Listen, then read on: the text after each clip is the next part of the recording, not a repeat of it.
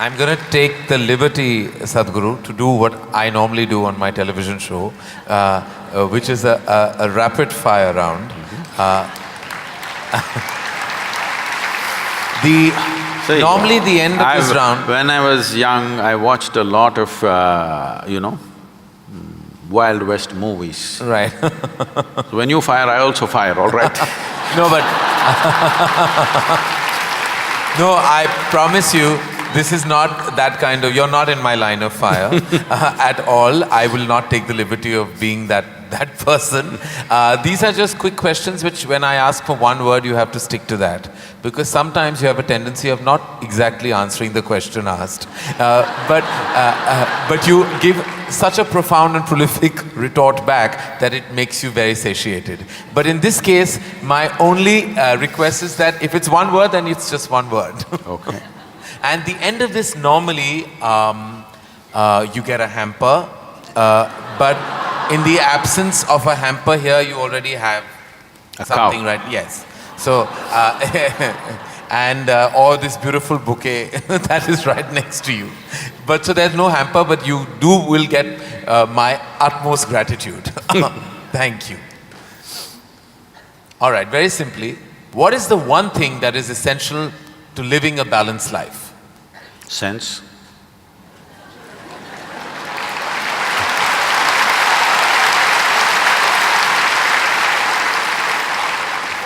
What is the one thing we must absolutely do away with in order to lead a balanced life? Senselessness. Yes. All right. I thought that was coming. First thing that comes to your mind when I say the following. The first thing, organized religion. Madness. Marriage. Cohabitation. Competition. Stupid. Money. Useful. Love.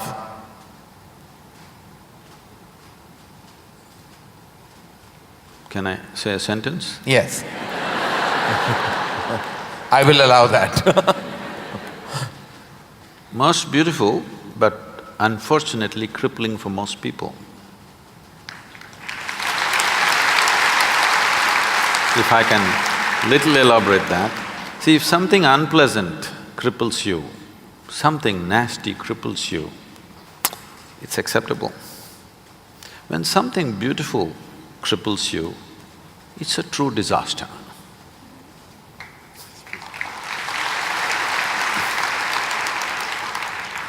If you could ask one person, alive or dead, one question, who would you ask and what would that be?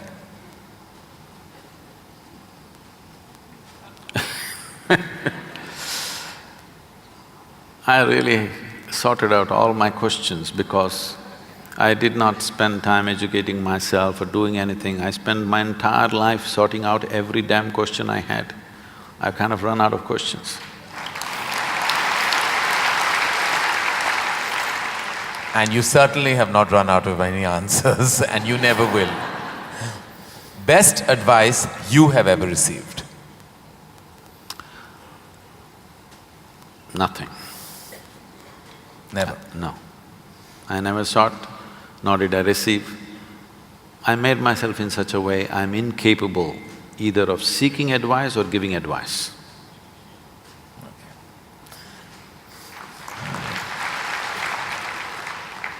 In an imaginary, completely hypothetical situation, if you had a day off with no commitments, no responsibilities, what would you spend the day doing? Oh, there are a lot of things, this can't be one word. No, it's not one word. See,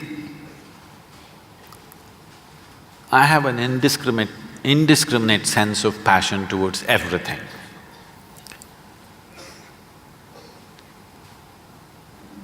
There were lots and lots of things I did at one time, but these days, time is not allowing me to do that, so generally if I have little time, all I do is play golf. Because that's safe and within the city and I can get back in time for something else to be done.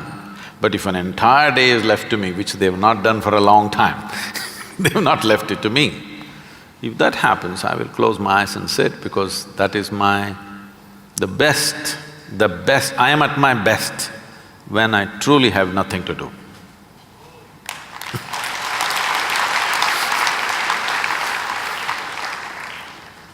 What is one thing you'd like people to remember about you at the end of your life?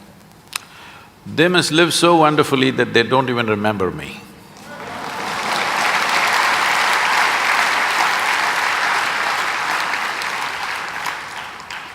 If you found a way to travel through time, where would you go? I'm kind of done with all those things. Your universe visited already, you have visas for every part of this ecosystem. If we can do some slow fire, Yeah. because that's a question with many ramifications. This, for example, traveling in the world, we jetted around and now we want to travel to the Mars, we want to travel to another place. And now that's not enough, we want to travel into the past and future. All this longing is again exploratory in nature. Whether you go on vacation to Maldives or you want to go to Mars, it is fundamentally exploratory. Maybe you're also thinking of relaxation and pleasure and whatever, but essentially it's exploratory, otherwise why can't you do it here? It's something that you want to do, you want to touch another place. This longing is there in the human being only as long as the life that you are remains in a seed form. That is, it did not sprout and blossom. This happened when Adiyogi was expounding the science of yoga and talking about the nature of the cosmos, how it's related to your individual self and what you can do with it. Then the seven sages who were with him, they asked, what is the nature of this cosmos? How big is it? Where does it begin? Where does it end? So he laughed and said, your entire cosmos, I can pack it into a mustard seed. Because your ideas of time and space are essentially because you're living within the framework of your intellect. If you cross that dimension, then there is no such thing as time and space. Everything is here and now. So, traveling through time, space, no, it means nothing to me because it's difficult to express, difficult to articulate. If I sound little… I have a reputation of being very logical, but if I sound illogical or silly to you, you can blame it on my jet lag. I just come from United States after 6 weeks, so you can say maybe he was jet lagged, that's why Sadhguru is saying something silly. But I'm fine.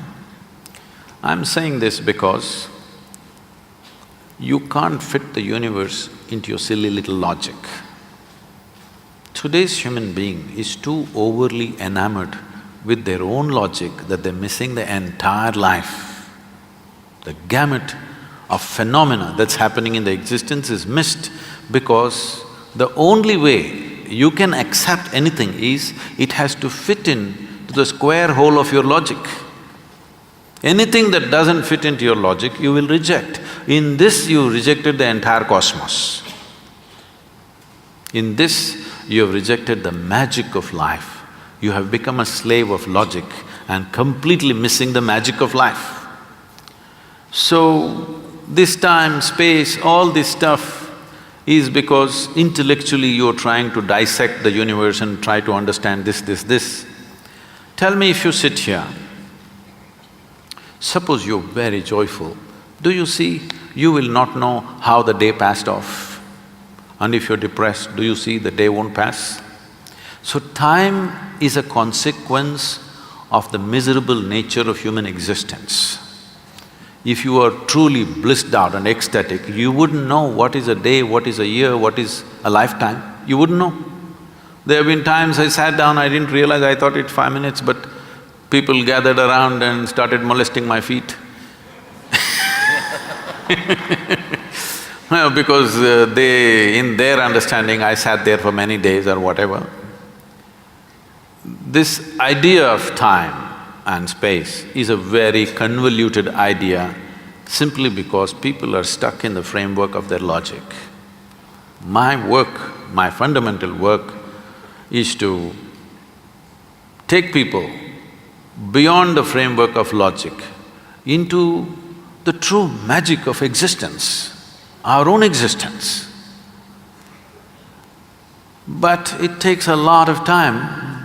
Still, my reputation is of being very logically correct because I'm still trying to woo them still wooing them, you know. For the real thing to happen, they will take a long time, unfortunately, because they have become such slaves of their logic. What is the first thing you notice when you meet a person? Just everything. Everything. Everything. Past, present and future.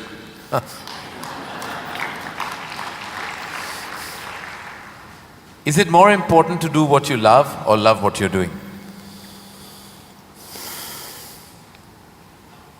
One word or more? The choice is entirely yours. See, if you are an intelligent person, you will try to do what you love most. But if you're a genius, you will do just what is needed.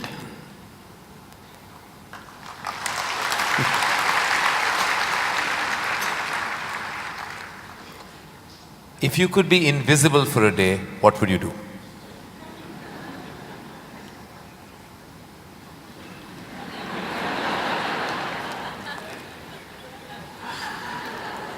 You wouldn't know?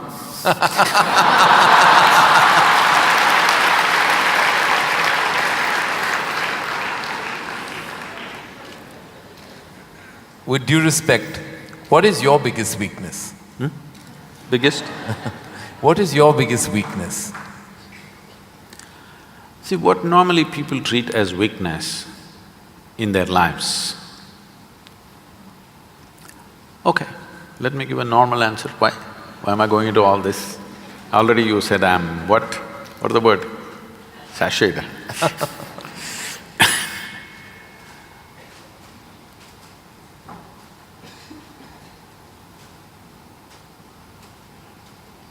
My biggest weakness is, I love danger.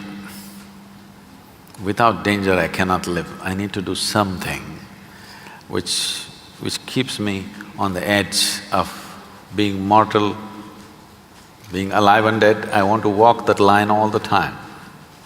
Every day I'm stepping on it one way or the other.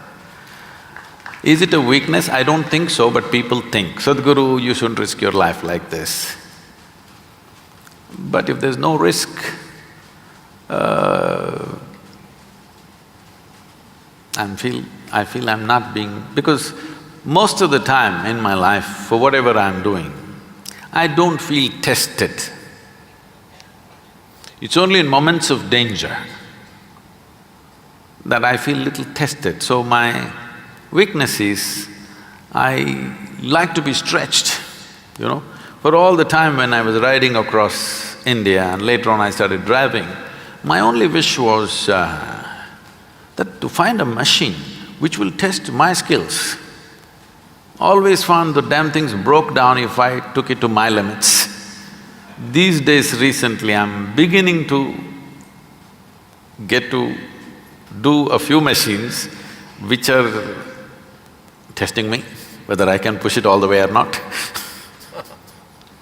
Maybe that's because of my age. No. If I had met them much younger, I think I would You would have managed to work around them. One thing the world doesn't know about you. They don't know a thing about me.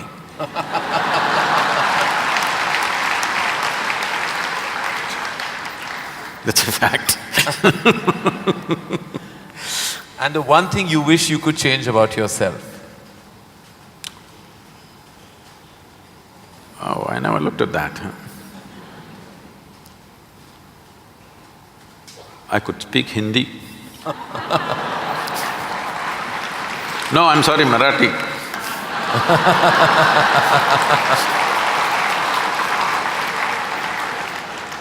The one thing you wish you could change about the world? Oh, a lot of things. One. Human beings. Desperately in need of. So what would you consider to be your greatest achievement? I don't think there's any. Because I always fall woefully short of my own expectation of what I could do. So I never feel anything is an achievement. Is there a song you love and can listen to all the time? Oh. I somehow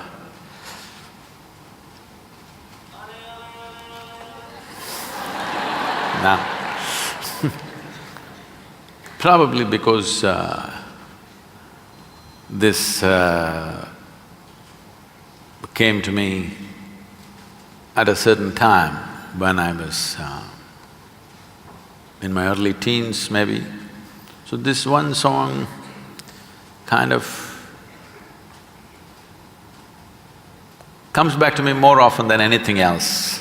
It's not that I even seek it, but somehow one way or the other this song keeps coming back to me. Is how many times Okay. I know you haven't seen any of my films, but do you have a favorite film? Oh,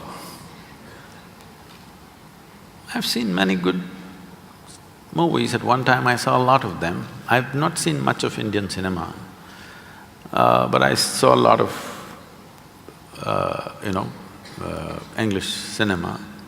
But one movie that I thoroughly enjoyed at that time, because on that day the way things happened, many life situations fell together and everything, was Roman Holiday. Oh. Well, I have to say that that's the first film I've ever seen in my life. My mother took me to the cinema. Here we are. It is true. Roman Holiday is the first film I ever saw. It was my introduction to the big screen. I'm glad I have something in common with you. That image of Audrey and Gregory Peck is somehow just stayed with me. Wonderful. It was probably my age. Yeah. Oh, it must have been. Something you enjoy doing and wish you had more time for? I wish I had more time, because I made myself like this, that there is nothing that I enjoy or do not enjoy. I make sure I enjoy everything that I do, including simply sitting quietly or talking to somebody or doing whatever, because my activity is not limited to one area, so many things. If you did not enjoy everything that you do and do not do, you will go insane trying to manage so many things. But I will not go insane, because I enjoy being alive. Activities, anything is okay. Everything I do, I enjoy. Small things, big things, every kind of thing. Most profound things and silly things, I enjoy thoroughly. Should us all. Lastly, in a biopic made on you, who would play you? But who would make a biopic first of all? No, there would be lots of interested people. Maybe you should animate. I don't think you would want that. Well, that is the end of the rapid fire, and you totally deserve the hamper that doesn't exist on this platform. But it's a virtual hamper that I've given to you with my love, gratitude and deepest amount of respect. Thank you.